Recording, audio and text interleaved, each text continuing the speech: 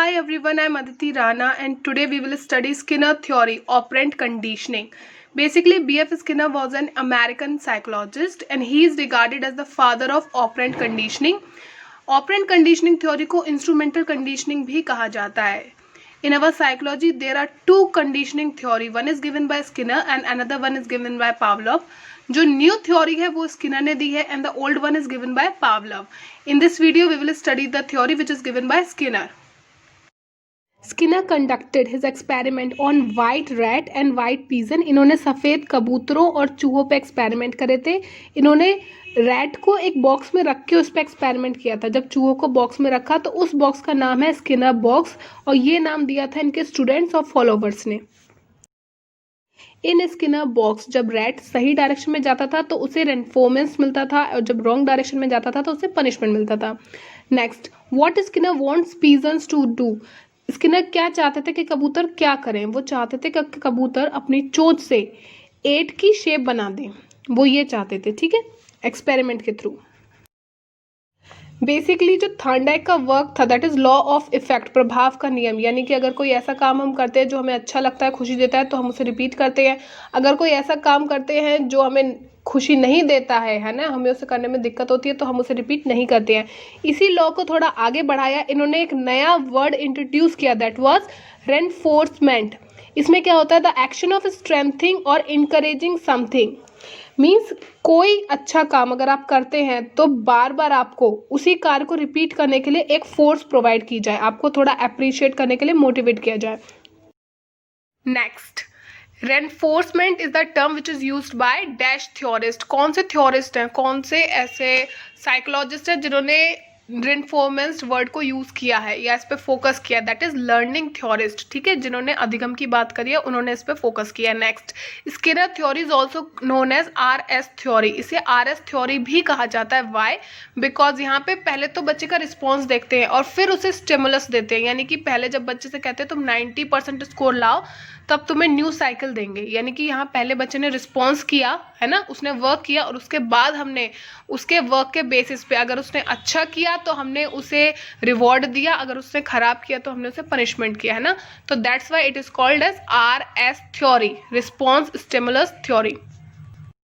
According to Skinner, for conditioning of child and to keep him active, we use two methods, that is reinforcement and punishment. यानी कि किसी भी बच्चे के behaviour को desired changes देने के लिए और डायरेक्शन में कन्वर्ट करने के लिए और उसे एक्टिव रखने के लिए हम दो चीज़ों का इस्तेमाल करते हैं, दैट इज पुनर्बलन एंड दंड. ठीक है, फर्स्टली बात करते हैं रेनफोर्समेंट की. किसी अच्छे व्यवहार को दोहराने के लिए, फॉर एग्जाम्पल आपने अच्छी हैंडराइटिंग में लिखा तो टीचर ने आपको रिमार्क में गुड दिया, वेल डन दिया, ठीक है, या फिर आपने पोएम सुनाई तो टीचर ने आपको टॉफ़ी दी, ठीक है, या स्टिकर दिया.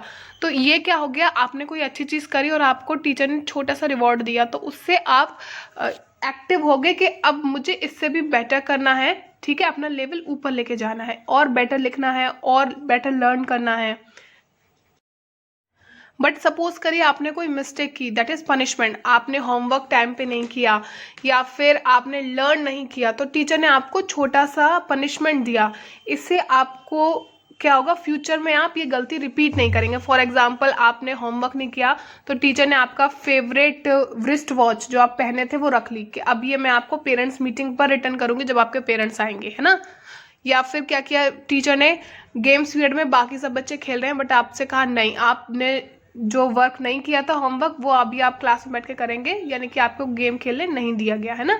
तो इस तरह का होता है आपका punishment. Now both reinforcement and punishment have two types. यानी कि रेनफोर्समेंट के भी 2 टाइप्स हैं और पनिशमेंट के भी 2 टाइप्स हैं. And now we will see them. Types of reinforcement, positive reinforcement and negative reinforcement. Positive में क्या है, giving child what he want, बच्चे को जो चाहिए वो देना. For example wrist watch, robot, remote वाली कार, बॉल, जो भी उसे चाहिए अगर आप उसे वही देते हो तो वो मोटिवेट होगा और एक्टिव होगा पॉजिटिव वर्क को दोबारा रिपीट करने में. जो भी उसने अच्छा वर्क किया है वो उसे दोबारा रिपीट करेगा. नेक्स्ट इज नेगेटिव रेनफोर्समेंट, यानी कि putting condition and taking his favourite stuff. यानी कि फर्स्टली आप कंप्लीट करो अपना होमवर्क तब मैं आपको कार्टून देखने दूंगी, है ना. फर्स्टली तो आप अपना लर्न करेंगे वर्क, उसके बाद आपको फ़ोन मिलेगा, तो ये तरह की कंडीशन रखना, क्योंकि क्या होता है अगर आप पॉजिटिव रेनफोर्समेंट की तरह पहले बच्चे को रिवॉर्ड दे दो तो उसके बाद वो वर्क करे या ना करे इसकी कंडीशन नहीं होती है। लेकिन नेगेटिव रेनफोर्समेंट में क्या है, आपने पहले कंडीशन रख दी, अब बच्चा जब वर्क करेगा उसके बाद आप उसकी फेवरेट स्टफ वापस करोगे, है ना। तो ये है 2 types of reinforcement and now we will see types of punishment. Types of punishment, there are 2 types of punishment, positive punishment and negative punishment. Positive punishment means giving extra homework. For example, बच्चे ने कल का homework नहीं किया, आपने spelling learn करने को दी थी एप्पल की और उसने नहीं लर्न करी, तो आपने उसे कहा कि आप 5 टाइम्स लिखो कॉपी में अभी बोल बोल के, और फिर मैं दोबारा आपसे सुनूंगी, अगर नहीं सुनाई तो फिर मैं 10 टाइम्स लिखवाऊंगी। इससे क्या है, आपने एक्स्ट्रा होमवर्क तो दिया बच्चे को, लेकिन इसका एडवांटेज क्या है, बच्चा देख रहा है उस स्पेलिंग को, बोल बोल के लिख रहा है ना, लिख रहा है, बोल भी रहा है, देख भी रहा है, सुन भी रहा है, तो इससे बच्चे को वो स्पेलिंग बेटर तरीके से याद हो जाएगी। ओके, बट बात करें नेगेटिव पनिशमेंट की, that is snatching away his stuff and not returning it. Suppose करिए आपने बच्चे की गिटार ले लिया, जैसे घर पे पेरेंट्स करते हैं, या उसका वीडियो गेम ले लिया, उसका बास्केटबॉल ले लिया और उसे कहीं लॉक करके रख दिया और रिटर्न ही नहीं किया, तो ये आपका हो गया negative punishment. Schedule of reinforcement, basically there are 3 schedule of reinforcement, यानी कि 3 तरीकों से दी जाती है। फर्स्ट इज कंटिन्यूस रेनफोर्समेंट, लगातार बच्चे को देते रहना, that is giving reward on each activity and every step. Suppose करें बच्चे से आपने 5 पोएम सुनी, फर्स्ट सुनाई आपने कैंडी दी, सेकंड सुनाने पे कैंडी दी, मतलब जितनी आप एक्टिविटी करा रहे हो हर स्टेप पे दे रहे हो, तो इससे क्या है बच्चे में इंटरेस्ट कम हो जाता है रिवॉर्ड को लेके, क्योंकि उसे लगता है कि टीचर बहुत लीनियंट है या फिर मुझे बहुत इजीली मिल जाएगा, तो यहाँ पे वो ज़्यादा अपनी साइड से एफर्ट्स नहीं करता है। The second one is ratio reinforcement. For example किसी एक्टिविटी को 5 बार करने पर आपने 1 बार रिवॉर्ड दिया। फॉर एग्जाम्पल आपने बोला 5 क्वेश्चन आंसर लर्न करने पे आपको 1 स्टिकर मिलेगा, या 10 क्वेश्चन आंसर लर्न करने पे आपको 1 स्टिकर मिलेगा। इससे क्या होता है कि बच्चे को लगता है कि मुझे बहुत वर्क करना पड़ेगा, 10 टाइम मैं वर्क करूँगा तब मुझे 1 बार रिवॉर्ड मिलेगा। That's why in this method that is ratio reinforcement, यानी कि अनुपात में पुनर्बलन देने पर भी बच्चे ज़्यादा एक्टिव नहीं होते हैं। नेक्स्ट इज डिसकंटिन्यूअस रेनफोर्समेंट, यानी कि यहाँ पे आपको कंटिन्यूटी में नहीं मिलता है, लगातार नहीं मिलता है, ना रेशियो में मिलता है। यहाँ पे क्या होता है टीचर की इच्छा के अकॉर्डिंग, उसकी विल के अकॉर्डिंग मिलता है आपको। सपोज करिए वीक में 1 बार टीचर ने सडनली सरप्राइज टेस्ट ले लिया, या फिर टीचर ने क्या किया कि उसने आपसे जो लास्ट चैप्टर पढ़ाया था सडनली सुनना स्टार्ट कर दिया। इस तरह से कुछ एक्टिविटी टीचर ने कराई जिससे पता पड़े कि आपने जो पढ़ा था उसे फोकस से पढ़ा था या नहीं, और एक्टिविटी कंडक्ट कराने के बाद जो टॉप स्कोरर है उसे रिवॉर्ड दिया। इससे क्या होता है चाइल्ड सबसे ज़्यादा एक्टिव होता है, क्योंकि उसे पता है कि यहाँ पे जो बेस्ट होगा वही विन करेगा, जो सबसे बेस्ट परफॉर्म करेगा उसी को रिवॉर्ड मिलेगा। ठीक है, चाहे रिवॉर्ड कुछ भी हो, भले छोटा हो या बड़ा हो, टॉफी हो, स्टिकर हो, कुछ भी हो, लेकिन यहाँ पे बच्चा सबसे ज़्यादा एक्टिव होता है। Next is shaping, that is technique of behaviour modification. किसी के बिहेवियर को थोड़ा मॉडिफाई करने के लिए, बेहतर बनाने के लिए हम शेपिंग टेक्निक यूज़ करते हैं। इसमें क्या होता है स्टेप बाय स्टेप हम गुड हैबिट्स को बना सकते हैं, या स्टेप बाय स्टेप हम रिमूव कर सकते हैं बैड हैबिट्स को। सी एग्जाम्पल ऑफ शेपिंग, सपोज करिए कि एक बॉय का वेट है 100 kg और उसे अपना वेट लॉस करना है, ठीक है, तो वो डेली 10 चपातीस खाता था।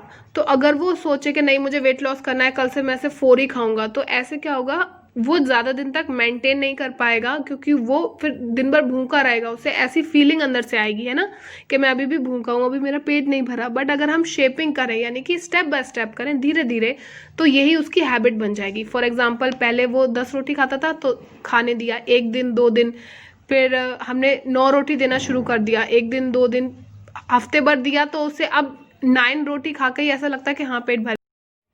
देन स्लोली हमने 8 कर दी, फिर 7 कर दी, फिर एक टाइम ऐसा आएगा कुछ मंथ्स के बाद अगर हम 4 चपातीस भी उसे दिया करेंगे तो उसे ऐसा लगेगा कि उसका स्टमी फुल हो गया। ठीक है, नेक्स्ट सपोज करिए कोई आदमी बियर पीता है, ठीक है, डेली वो 15 पैक पी जाता है, तो अगर आप उससे कहो कि कल से तुम बिल्कुल नहीं पियोगे, तो ये ऐसा पॉसिबल नहीं है ना। लेकिन अगर हम स्टेप बाय स्टेप करें, हम 15 दें पहले उसे पैक स्टार्टिंग में, फिर कुछ दिनों के बाद हम 14 देना शुरू कर दें, फिर कुछ दिनों के बाद हम 13 पे आ जाएं, कुछ दिनों के बाद हम 12 कर दें तो धीरे धीरे क्या होगा, बॉडी अडॉप्ट करेगी, एक तरह से हैबिट बन जाएगी। और एक टाइम ऐसा भी आएगा कि वो इंसान जो बहुत पीता था वो बहुत कम कर देगा, मिनिमम कर देगा, या फिर ऐसा भी हो सकता है वो छोड़ भी दे, है ना। तो इसके लिए हम क्या करते हैं, शेपिंग टेक्निक यूज करते हैं, जो कि आपकी बिहेवियर को मॉडिफाई करने की टेक्निक है। इसका एक एग्जांपल डेली लाइफ से और लेते हैं, that is alarm clock. Suppose करिए आप जल्दी उठना चाहते हैं लेकिन ये पॉसिबल नहीं हो पा रहा है। क्यों? क्योंकि सपोज करिए रात में 3 बजे सोते हैं और आपने सोचा नहीं कल से मैं सुबह 6 बजे उठ जाया करूँगा, ठीक है। बट शेपिंग टेक्निक के थ्रू सपोज करिए आप अलार्म लगाते हैं डेली 7 o'clock का और रात में जल्दी सोते हैं। आप 4 days अलार्म से उठिए, 5th डे क्या होगा, खुद से अगर अलार्म नहीं बजेगा तो भी आपकी आईज है सेम टाइम पे ओपन होंगी। Next is token economy. For example जैसे आजकल फ्लिपकार्ट में सुपर कॉइन्स आते हैं, कूपन्स आते हैं कि आपने कुछ 1000 रुपीज़ का परचेज किया और आपको कूपन मिला कि नेक्स्ट जब चीज़ आप परचेज करोगे तो वहाँ पे आपको सुपर कॉइन्स मिलेंगे, इतने मिलेंगे, एंड उन्हें आप अपनी नेक्स्ट परचेज में रिवील कर सकते हो, उन्हें पैसे में कन्वर्ट कर सकते हो, आपको फ्री शिपिंग मिलेगी। इस तरह की जो सर्विसेज होती हैं, यानी कि गोल है, कंपनी का गोल है कि कस्टमर ज़्यादा से ज़्यादा खरीदे, और उसे अचीव करने के लिए लोगों को इन्वॉल्व रखने के लिए जो यूज़ करे जाते हैं method, that is token economy. अब इसका एग्जांपल लेते हैं टीचिंग से रिलेटेड। सी हियर, पेरेंट्स ने डिसाइड किया टारगेट 98% अपने बच्चे के लिए कि हम अगर तुमने इतना स्कोर किया तो हम तुम्हें बुलेट बाइक ला के देंगे। तो ये पॉजिटिव रेनफोर्समेंट था, क्योंकि बच्चे को जो चाहिए पेरेंट्स वही दिला रहे हैं। लेकिन यहाँ पे क्या होता है, पूरे ईयर की परसेंटेज निकाली जाती है, राइट। सो 1 ईयर तक पेशेंस रखना कि मैं अच्छा वर्क करता रहूं ताकि साल के एंड में मुझे मेरा ये टारगेट अचीव हो, बहुत मुश्किल था, क्योंकि बच्चे में आजकल इतने पेशेंस होते नहीं है।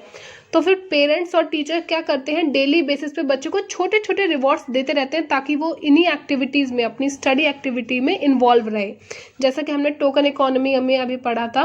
फॉर एग्जाम्पल टीचर आपको डेली बेसिस पे गुड, फेयर, टॉफ़ी, चॉकलेट, छोटे छोटे रिवॉर्ड्स देती रहती है। या पेरेंट्स हैं वो आपको कभी उन्होंने आपको न्यू स्कूल बैग दिलाया या वॉच दिलाई, या आपको कहीं पार्क घुमाने ले गए या मॉल लेके गए या आपको बाहर खाने पे ले गए। इस तरह से रिवॉर्ड छोटे छोटे बच्चों को छोटी छोटी सक्सेस पे देते रहते हैं ताकि बच्चा इन्वॉल्व रहे और अपने टारगेट की तरफ बढ़ता रहे।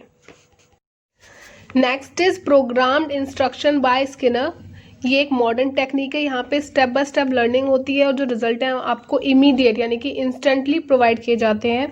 Next is behaviour therapy. Behaviour therapy में क्या होता है, जो अनडिजायर्ड बिहेवियर होता है, बच्चे का खराब बिहेवियर है, उसे स्टॉप करते हैं और रेनफोर्समेंट देते हैं डिजायर्ड बिहेवियर को, ताकि वो बार बार रिपीट करे। अच्छा बिहेवियर बच्चा रिपीट करे और ख़राब बिहेव करना छोड़ दे, ठीक है। Skinner talked about 2 types of behaviour. Skinner ने 2 तरह के बिहेवियर की बात करी है। पहला है एस टाइप, जिसे हम कंट्रोल नहीं कर सकते हैं, we can not control it, and the another one is R type behaviour which we can control, जिसे हम कंट्रोल कर सकते हैं। That's all for today, thanks for watching. Hi everyone, I'm Aditi Rana and from the entire team of Rana Sister, Happy Diwali to all of you.